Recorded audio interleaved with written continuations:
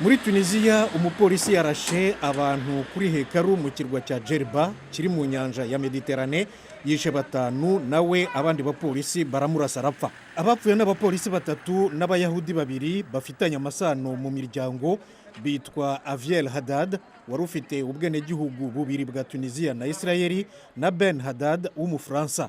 Abandi bantu 8, abapolisi 4 n'abasivile 4 bakomeretse. Uwabarashe nawe bagenzi be bamwishe. Abagenzacyaha barimo baragerageza kumenya icyo bimuteye.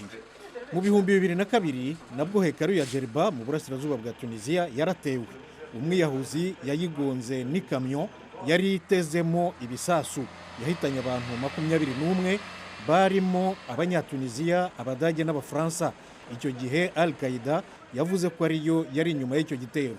Hekaru ya Djerba niyo ya kera cyane muri Afurika, imaze imyaka 2500 isurwa n'abantu ibihumbi baturuka imihanda yose y'isi.